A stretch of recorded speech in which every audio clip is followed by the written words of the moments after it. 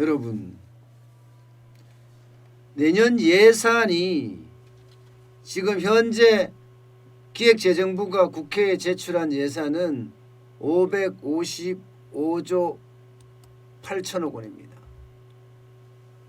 이게 더 많아질지 줄어들지 아직 가늠할 수 없지만 분명한 것은 더불어민주당인 여당에서는 더 늘리려고 할 거고요. 반면에 야당은 이거 선심성 복지다. 내후년에 대통령 선거를 놔두고 돈 뿌리는 것 아니냐 하면서 줄이려고 될 겁니다. 그렇다고 하더라도 예산은 굉장히 많이 늘어났어요. 굉장히 많이 늘어났어요. 지금 보시는 것처럼 올해보다가 무려 8.5%나 늘어났습니다. 8.5%. 이 정도 수치는 진짜 엄청나게 늘어난 거예요. 예. 지난해는 512조 3천억 원이 본예산이었잖아요. 여기에다가 아니죠, 올해 지난해래. 올해 512조 3천억 원이 본예산이었잖아요. 여기에다가 558조 555조 8천억 원이니까 얼마나 올랐습니까? 이게 거의 40조 가량 올라가잖아요. 예산을 이렇게 많이 올린다는 자체가 그야말로 문재인 정부의 특기입니다. 일반적으로 보면요, 좌파 정부는 이 큰 정부를 지향합니다. 그래서 세금을 엄청 거두기도 하고 엄청 풉니다. 그야말로 현금 살포라고 이야기할 만큼 말입니다. 반면에 우파 정부는 작은 정부를 지향합니다. 예, 정부가 커서 뭘 하느냐, 민간의 시장 경제가 잘 돌아가게 도와주는 게 남지 않느냐, 그게 우리 경제에 더 도움이 된다 해서 뭐 작은 정부를 지향하는 게 일반적입니다.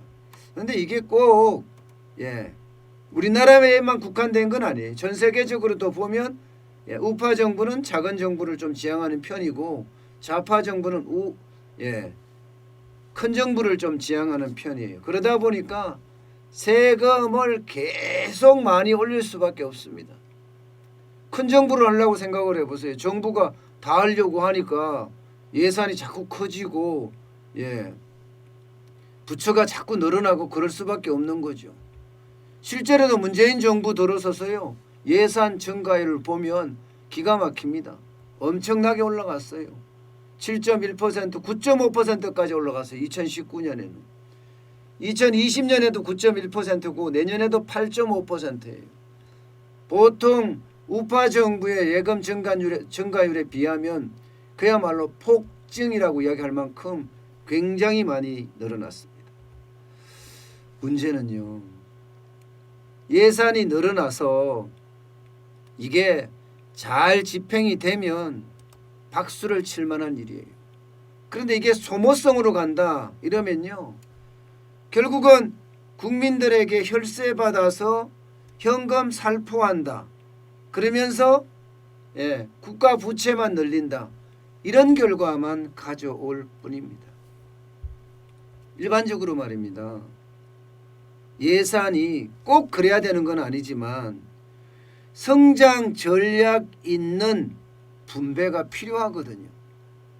무조건적인 어떤 현금 분배가 아니라 이렇게 현금을 줬을 때 뭔가 이런 성장이 가져올 수 있겠구나. 개인이 어떻게 취업을 할 수 있겠구나. 취약계층은 뭔가 배가 고팠는데 배가 안 고플 수 있겠구나. 어디 가서 이제 일용직이라도 일할 수 있겠구나. 이런 희망을 주는 그런 현금 살포가 그나마 조금이라도 위안이 되는 희망적이거든요. 그런데 문재인 정부는 그렇지 않아요. 성장 전략이 없는 현금 살포가 대부분인데 그것도 금액이 엄청나다는 거예요. 이게 국회 예산정책처가 내년 예산에 대한 것을 분석을 했습니다. 그랬더니 내년에 사회복지 분야에 97개 사업이 있는데 이 사업을 통해서 현금이나 혹은 현물이나 혹은 현금에 준하는 서비스가 엄청나다. 이렇게 이야기합니다. 전체 규모는 거의 110조를 넘어선다. 이렇게 평가하고 있습니다. 97개 사업 중에서 65개 사업에서는요. 그야말로 수혜자에게 그냥 현금을 주게 되는데 그냥 현금을 주는 규모가 101조 9,762억 원입니다. 진짜 많이 뿌리죠. 여기다가 나머지 32개 사업에서는 6조 3,275억을 뿌리는데 여기는 선불카드나 바우처입니다. 바우처. 현금이나 현금에 해당되는 서비스를 받게 되는 거죠. 이거를 몽땅 합치면 108조 3,037억 원입니다. 거의 110조에 해당되죠. 여기다 명목도 참 가지가지입니다. 구직 촉진 수당, 취업 청년 성공 수당, 훈련 장려금, 청년 공제. 야, 이게 이름을 보면 거의 비슷하지 않아요? 구직 촉진 수당이나 취업 성공 수당이나 훈련 장려금이나 청년 공제나 그죠? 비슷비슷하죠.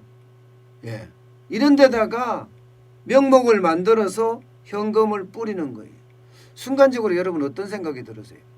이게 구직 촉진 수당, 취업 성공 수당, 훈련 장려금, 청년 공제 이러니까 젊은이들에게 많이 뿌린다 이런 느낌이 들죠. 맞습니다. 실제로 문재인 정부는 모든 게 표 중심이잖아요. 경제성이 중심이 아닙니다. 표가 나오느냐 안 나오느냐에 따라서 거기에다 현금을 굉장히 많이 넣습니다. 구직 촉진 수당도 그렇고요. 취업 성공 수당도 그렇고요. 훈련 장려금도 그렇고요. 청년 공제도 그렇고요. 진짜 장난 아니에요. 여기에다가 여러분 현금 지원의 3분의 2가량이 연금급여나 구직급여예요. 연금급여나 구직급여라고 하면 이게 진짜 엄청난 돈이 아니겠습니까? 이게 은퇴 연령에 도달한 연금 가입자나 구직 신청자가 늘어나면서 이 금액은 72조 2,496억까지 늘어났는데 올해에 비해서 10.4%가 늘어납니다. 국민연금도 10.9%, 공무원 퇴직연금도 6.4%, 구직급여 직업은요 무려 19.3%나 늘어납니다. 19.3%. 그야말로 갖다 뿌린다는 거예요. 갖다 뿌린다는 거예요. 올해 본예산 대비하면 내년은 9.9% 10조가 늘어납니다. 10조. 야, 진짜 많이 늘어나죠. 이게 지난해 정부가 현금에 쓴 돈이 90조 5,784조예요. 지난해입니다. 지난해. 2019년입니다. 그때에 대비하면 현금이 22.4% 늘었습니다. 20조 이상 늘었어요. 폭증이죠. 폭증. 그죠? 엄청나게 늡니다. 엄청나게. 이렇게 되면 여러분 후대들은 어떻게 해요? 아니 뭐 후대라고 하기도 좀 그래요. 왜? 우리도 100세 시대이기 때문에 앞으로 오랫동안 살아야 됩니다. 100세 시대이기 때문에 오랫동안 살아야 되는데 그러면 앞으로 20년 후 30년 후 가면 우리 자식들도 세금 부담이 엄청 늘어나고 나도 세금 부담이 엄청 늘어난다는 사실입니다. 이게 엄청 부담이 되는 자체가 증세가 이루어질 수밖에 없습니다. 이 72조 2,496억 원 이게 연금급여와 구직급여라고 그랬죠. 이 중에 30조 7,266억 원은 내가 낸 거니까 내가 돌려받는다.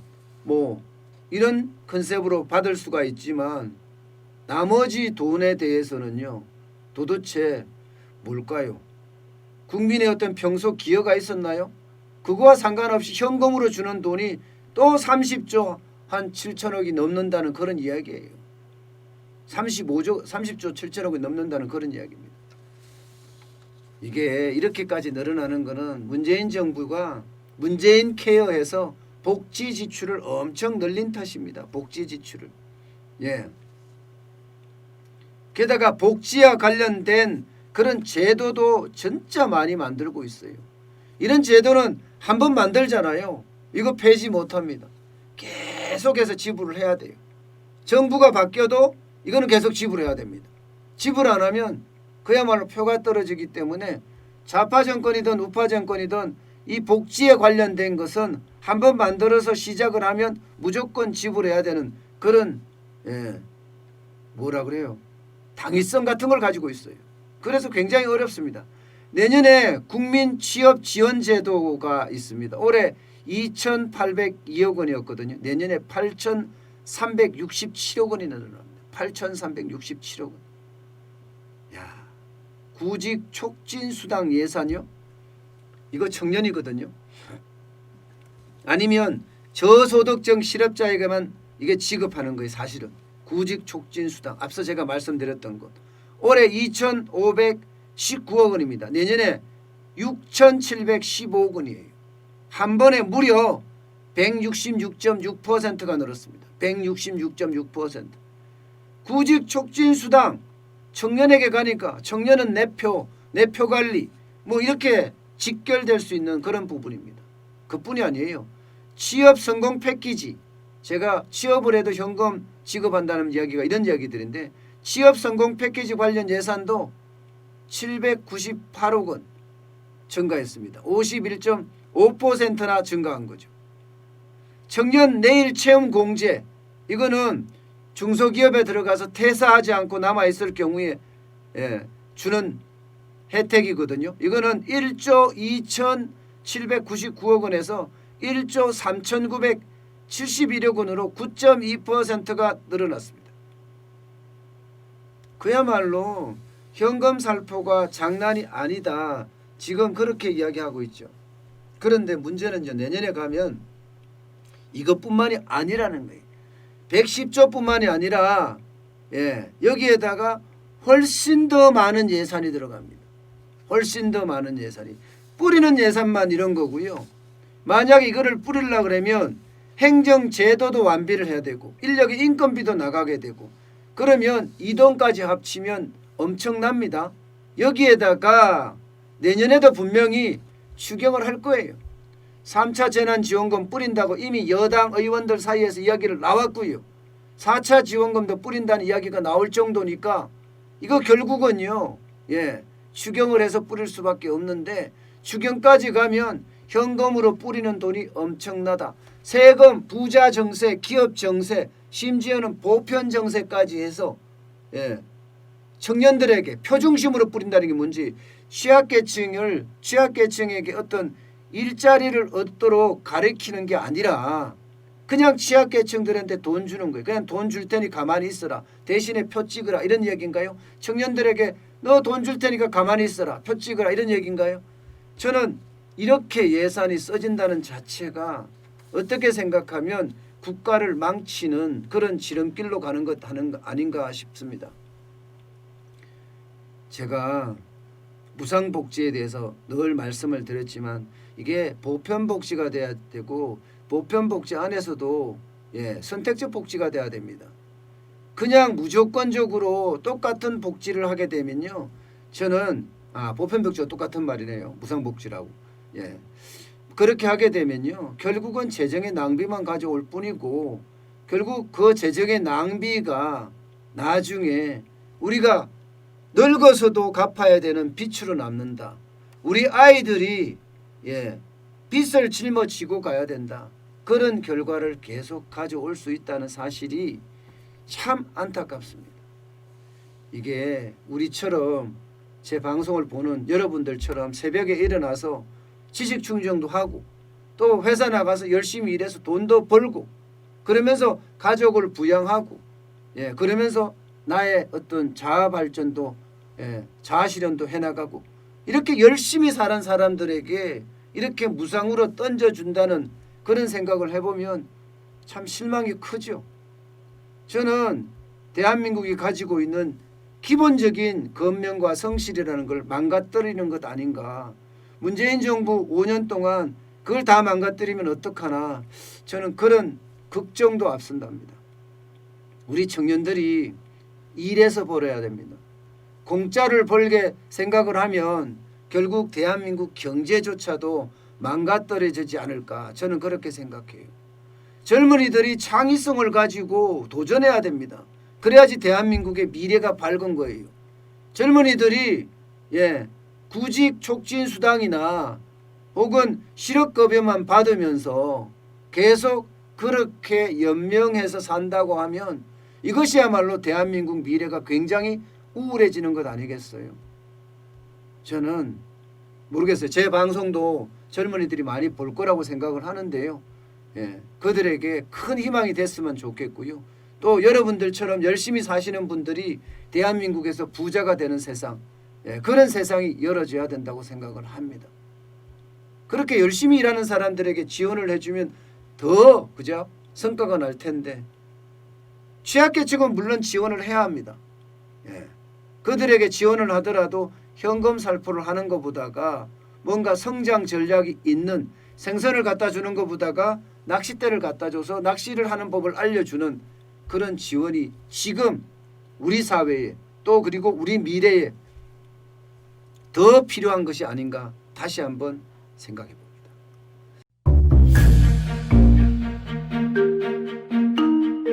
세종대왕과 샤넬 넘버5, 벤츠 자동차의 최고급 기종인 마이바흐의 공통점을 아시나요? 바로 침향입니다. 침향이란 동남아시아에서 자생하는 침향나무가 상처를 입었을 때 스스로를 보호하기 위해서 분비시키는 침향나무의 진액입니다. 진침향은 태국산 침향과 러시아산 녹용, 그리고 국산 홍삼, 백봉령, 산수유, 당귀, 숙지향, 꿀로 이루어진 침향환으로 만성 피로나 또 스트레스, 기력이 저하된 직장인분들, 또 수험생들, 연세 드신 어르신분들이 드시면 좋은 환입니다. 진침향 여러분들께 자신있게 권해드립니다.